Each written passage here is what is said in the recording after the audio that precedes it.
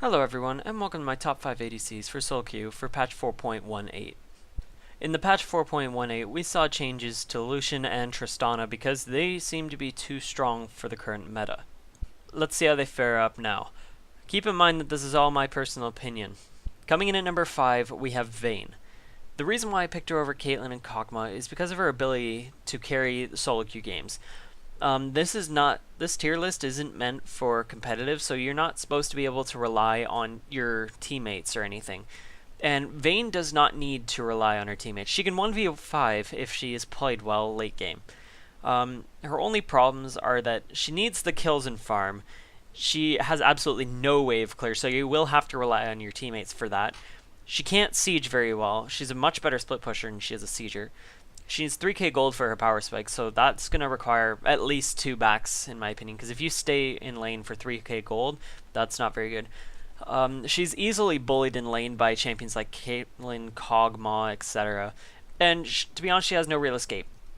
Her Q isn't very reliable. Yes, she can dodge thresh hooks and Leona pulls, but that's not reliable enough to get away from someone who's really good at chasing you. Now let's look at her pros. She has an amazing level 6 all-in. If you have a champion like Sona who can just stun them and you use her ult at the same time, you basically won the lane. She also has the ability to assassinate with her ult because of her invisibility on her Q whenever she does ult. Her ability to Ruin King Power Spike gives her so much attack speed, so much health percentage per hit, and it basically gives her everything she could ever want. She has a lot of sustained damage. That is supposed to say sustained damage, not just sustained. She's easily snowballed.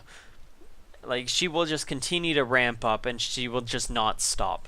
She has a self-peel with her E, so she can, if she is being chased, she has one chance to E them into a wall and get away. But it's a single target spell, so it's not all that reliable. And she is also a tank destroyer.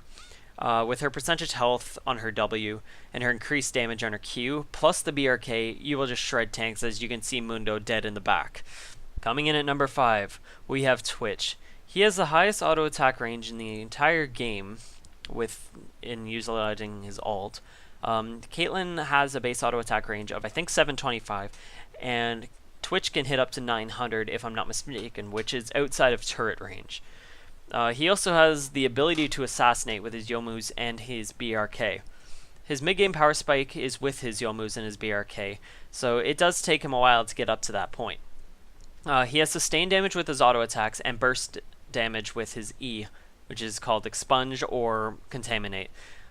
He's highly snowbally, so if he gets ahead, he will just keep going and going, kind of like Vayne. And he has an amazing defensive siege.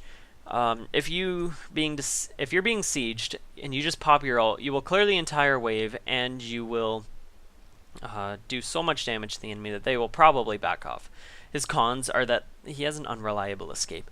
With his Q, it takes him about 6 seconds to go invisible if he's being attacked. Plus, if you have an enemy champion with reveal, like Lee Sin, Twitch is easily spotted out, and besides, other than the fact that he's easily predicted whenever he's moving in his Q, it's easy to spot him out if you use Lee Sin. Ignore the no wave clear without ult. I accidentally put that in. He has a terrible offensive siege, and this kind of counteracts with his defensive siege. I don't know how he has a bad offensive siege, but his low auto attack range and his bad ability to auto attack towers from a decent range really hurts him in that fact. He requires 5k gold for his power spike to get his BRK and his Youmuu's, and he's easily countered by top tier picks. At number 4, we have Tristana. She actually moved down on my personal ADC list because she was number 1 until she got hit with her nerf, where it changes her base auto attack per level. Oh, sorry, her auto attack range per level by a significant amount. Other than that, she has a great wave clear with her static shiv and her E passive. She has a resettable escape with her W, so if you jump in and you get a kill, you can easily jump back out. She has the highest base range of her auto attacks late game without using any other abilities. She is the easiest hyper carry to play in my opinion, and she has a self-peel with her ult, so she can just ult them back, and it'll act like they were never there. Her cons were that she was recently nerfed really hard. I'll put the patch notes down in the description. She also has an awful mid-game. Once she gets her Infinity Edge and her Static Shiv, she is easily, like, her mid-game is over, basically. And she needs her Infinity Edge or Static Shiv, and her Static Shiv to wave clear. Because other than that, her E doesn't do all that much. And if Tristana's shut down early, she's completely useless late game until she gets her 4-item build. At number 2, we have Corki. I put him in this list because he actually does have decent wave clear, and he has an amazing poke with his ult and Q. His mid-game power spike involves his Trinity Force. The proc from the Sheen really does help him with all of his attacks because his ult is on such a low cooldown. So if you ult auto, it'll just keep proccing the Sheen and it'll do an insane amount of damage. He has a high burst potential, so if you Valkyrie in, you press your E, you Q them, and you ult them, and you auto them. That's an amazing amount of damage. I've taken a Cho'Gath that was full build from 100 to half health with just one combo, which is actually amazing, and I wasn't even full build. His cons are that he has a very unreliable escape. It has a channel time, so a Thresh Flay or a Thresh Hook can easily predict it. Any type of CC can predict it, and honestly, if they hit a CC on you, you're basically dead. He has a fairly short range. He has one of the shorter auto attack ranges of ADCs, and he requires 3k gold for his power spike, so that's actually quite a bit of gold for an ADC, rather than hitting like your BF sword or something like that.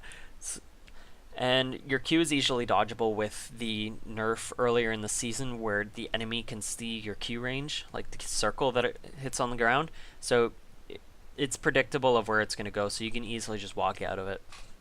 And honestly, if you didn't get this one, I don't even know what to say to you. At number 1, we have Lucian. Even though he got recently nerfed, he still has really good wave clear. A great level 2 all-in with his Q and his E. He has a mid-game power spike with Infinity Edge and Youmuu's. He has a very high burst potential because of his passive, which is his Gunslinger. And he's very highly snowbally. He's just as snowbally as Tristana, but he has the burst of Corki. And he has a really good escape with his E. He can go over walls. It's an instant escape. And honestly, with his ult, he can do... You can E while you're in your ult, which will allow you to get closer or readjust where it's going. His cons are that he really does rely on his ult and Q to wave clear. So if your ult's on cooldown and they're trying to siege you, and you don't have your ult, which is why it would be on cooldown, of course, I'm an idiot, you basically have no wave clear. You'd have to rely on your teammates. He has a short range after the nerf. I think it was in 4.16 or something like that. And he was also nerfed again for his E, so it costs mana up until rank 5. He's all skill shots, and I put skill shots into quotations because his Q is not technically a skill shot. You have to hit something and the range will go farther. I tend to hit minions, and then that'll affect the enemy if they're standing in the way of the line. So that's why I call it a skill shot, technically. And he's a very highly contested pick, so if they have first pick in high elo, they're more likely going to pick Lucian over anyone else. So I hope you guys enjoyed my top 5 ADCs for patch 4.18. If you enjoyed the video, please leave a like and subscribe if you'd like to see more of this or more of my games that I'm going to be uploading in the future. And please check out my Twitch. I will start streaming as soon as my internet gets upgraded. And I really hope that you guys enjoyed and stick around. Talk to you guys later. Peace.